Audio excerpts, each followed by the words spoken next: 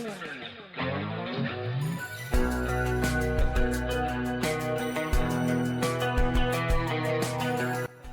दिन है बुधवार का और गुरुवार है, गुरुवार को।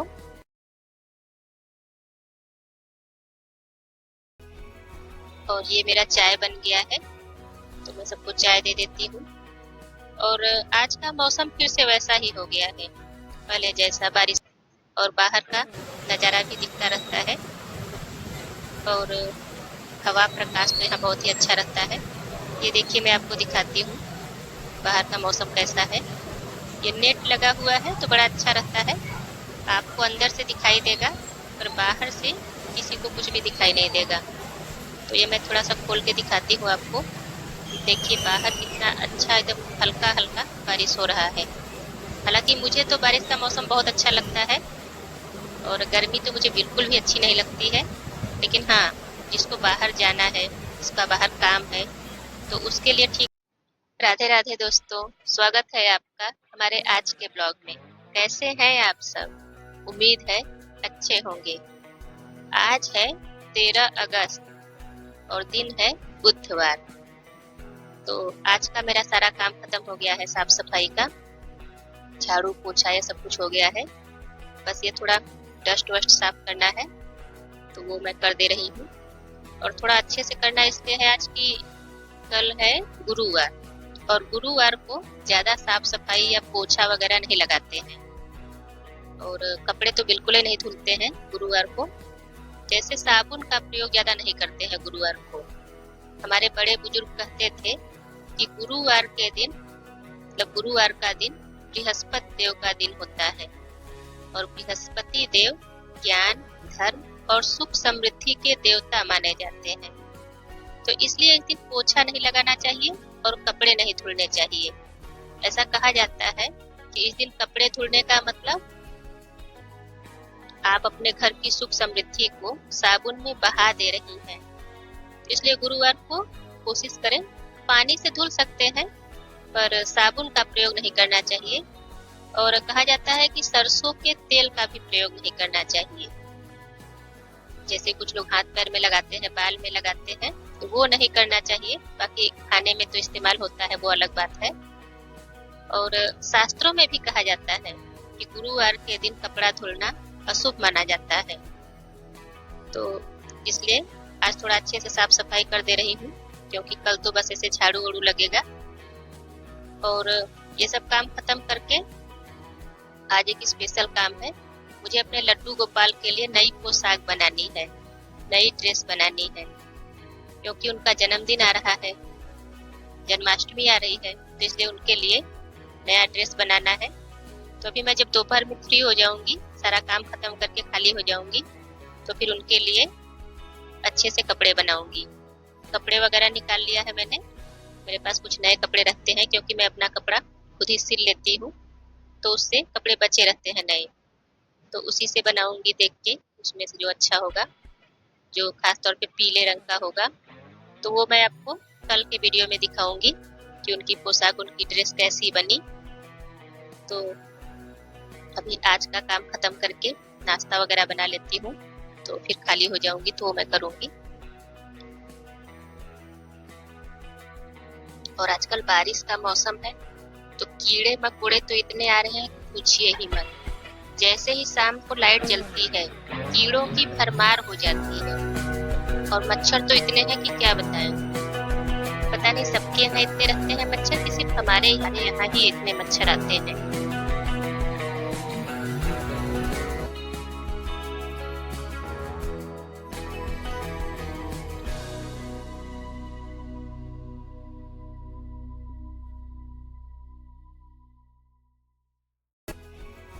और ये मेरा चाय बन गया है, तो मैं सबको चाय दे देती हूँ।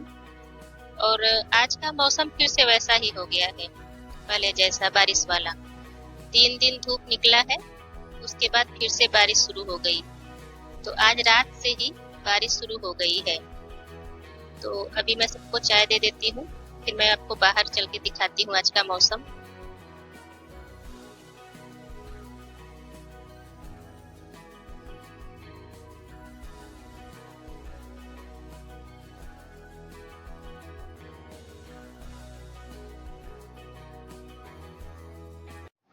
और ये है मेरी बालकनी। तो यहाँ का मौसम बड़ा अच्छा रहता है, एकदम ठंडी हवा आती है यहाँ से और बाहर का नज़ारा भी दिखता रहता है और हवा प्रकाश तो यहाँ बहुत ही अच्छा रहता है। ये देखिए मैं आपको दिखाती हूँ बाहर का मौसम कैसा है। ये नेट लगा हुआ है तो बड़ा अच्छा रहता है, आपको अंदर से दिखाई देगा पर बाहर से किसी को कुछ भी दिखाई नहीं देगा। तो ये मैं थोड़ा सा खोल के दिखाती हूँ आपको।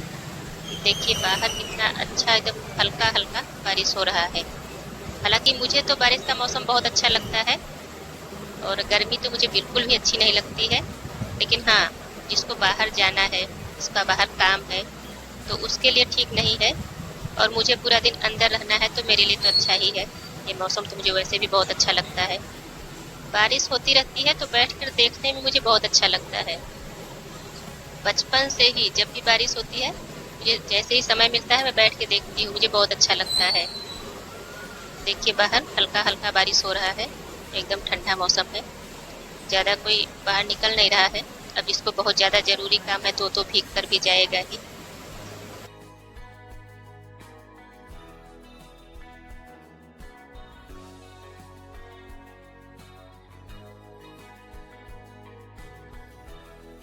आज कपड़े धुलने भी नहीं है और मौसम भी ऐसा नहीं है कि कपड़े सूख पाएंगे, तो इसलिए सोचा आज कुछ अंदर के ही काम खत्म कर लेती हूँ।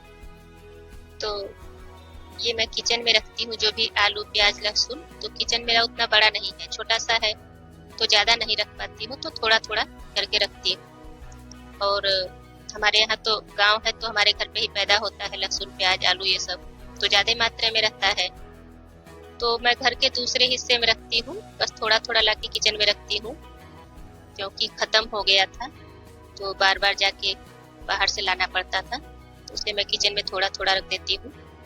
तो ये सब मैं काम आज ख़त्म कर ले रही हूँ और फ्री होके फिर मुझे लड्डू गोपाल के लिए सारी तैयारी करनी है और पूजा पाठ का सामान भी देखना है कि क्या है क्या नहीं है, क्या मंगवाना है। बाकी सब कुछ तो है ही, पूजा क्योंकि रोज करती हूँ तो देख ही रही हूँ। बस धनिया मंगवाना है मुझे, धनिया पंजीरी बनाने के लिए, और बाकी सब कुछ तो है ही, बस उनका ड्रेस बनाना है।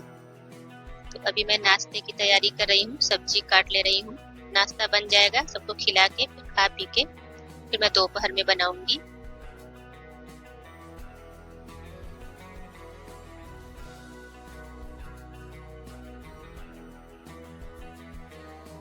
लड्डू गोपाल को सजाने के लिए, उनके श्रृंगार के लिए मेरे पास बहुत सारी चीजें नहीं है और ये गांव है तो यहाँ कुछ मिलता भी नहीं है।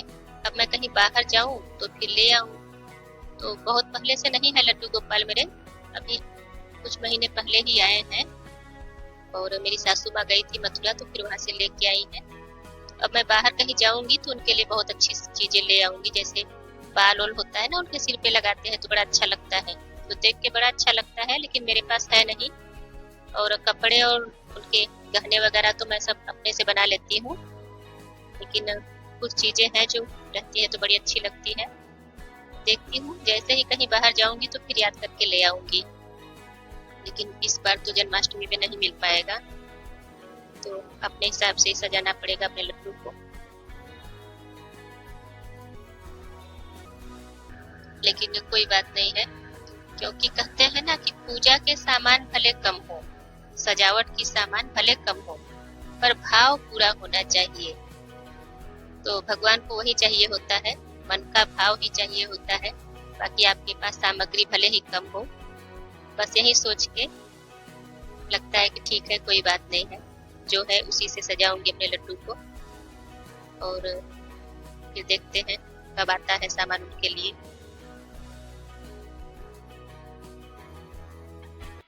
और वैसे भी हमारे मन से कुछ होता नहीं है, होता है सब उन्हीं की इच्छा से, वो जो चाहते हैं वही होता है, वो जब जैसा चाहेंगे करवा लेंगे अपना, उनकी जब इच्छा होगी तो अपना सामान मंगवा लेंगे।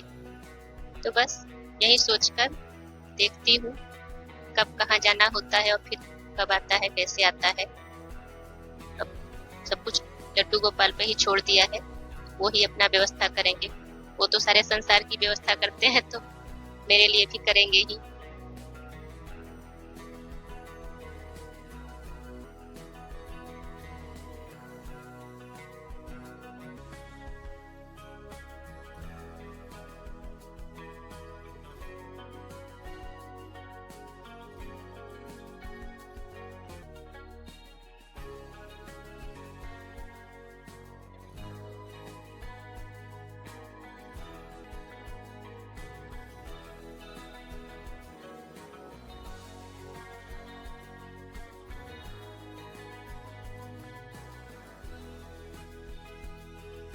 तो अब बनने जा रही है मेरी सब्जी और उसके बाद बनेगी रोटी।